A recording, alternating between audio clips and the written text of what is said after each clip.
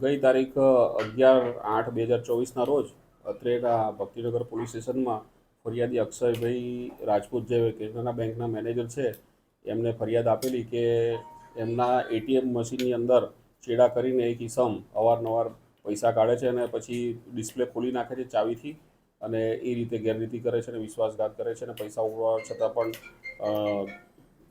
બેંકમાં ફરિયાદ આવે છે કે પૈસા મળેલ નથી. ઉપરોક્ત બાબતે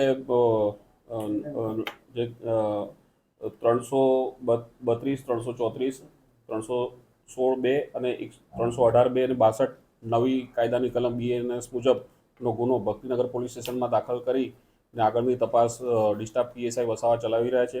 ઉપરોક્ત ગુનો કરનાર ઈસમ એન્જિનિયર છે અને એને પકડી પાડવામાં આવેલ છે. એનું નામ છે અનીસ સન ઓફ સફી મોહમ્મદ મવા કંસાલી છે. ફિરોજપુર હરિયાણાનો રહેવાસી છે અને ઉપરોક્ત તપાસ હાલ ચાલુ છે અને એ ઈસમની એમઓ એવી છે કે આ અવારનવાર જે પ્રાઇવેટ એટીએમ બેંક છે એની અંદર જઈને કાર્ડમાંથી અંદર એટીએમમાંથી પૈસા કાઢી અને ડિસ્પ્લેમાં તરત જ ખોલીને સ્વિચ દબાવીને એમાં એરર ઊભી કરી ને બેંકને કમ્પ્લેન કરે છે કે ભાઈ મને પૈસા મળ્યા નથી અને એમ કરીને બેંક પાસે પણ પૈસા ક્લેમ કરે છે અને બેંક પાસેથી પૈસા લે છે. એમ કરીને બેંક સાથે વિશ્વાસઘાત છેતરપિંડી કરેલ છે, જે બાબતનો ગુનો દાખલ કરેલ છે.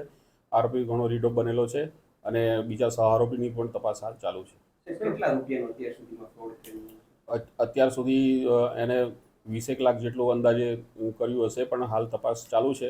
હાલમાં તો 30,000 જેટલું રૂપિયાની ચીટિંગ થયેલું છે, જે બાબતનો ગુનો દાખલ થયો છે. અન્ય સહારોપીની તપાસ પણ ચાલુ છે. કેટલા એટીએમ મળી આવ્યા છે તેની પાસેથી અને કોની પાસેથી આ એટીએમ જે છે તે ભાડા પર લેતો? હાલ તો એના સહારોપીની તપાસ ચાલુ છે, જેની પાસેથી એને ઇન્સેન્ટિવ તરીકે એને કીધેલું કે ભાઈ તમે એટીએમ પ્રાઇવેટ કરો તો તમારી પાસેથી તમને ભાડા પેટે હું પૈસા આપીશ, પણ આમ એની પાસેથી 30 જેટલા એટીએમ કાર્ડ મળેલા છે, જેનાથી એ છેતરપિંડી એને કરેલી છે. સર, જેમની પાસેથી એ ભાડા લેતો તો એમને પણ આરોપી બનાવે છે? હા, એ તપાસ દરમિયાન એમને પણ આરોપી. અને સાહેબ, કઈ બેંકના એટીએમ સાથે આ કર્યું છે? એ જે નેશનલાઇઝ બેંક સિવાયની તમામ જે પ્રાઇવેટ બેંકો છે નામાંકિત, એ તમામની એમની પાસે એટીએમના કાર્ડ છે. રાજકોટ શહેર સહિત કેટલા એવા શહેરો છે કે જ્યાં તેમને આ પ્રકારના પ્રયાસો કર્યા છે? એ હાલ ઇન્વેસ્ટિગેશન ચાલુ છે. તપાસ દરમિયાન રિમાન્ડ પર છે આરોપી અને રિમાન્ડ દરમિયાન તમામ પાસાઓની છીણવટ રીતે તપાસ થશે.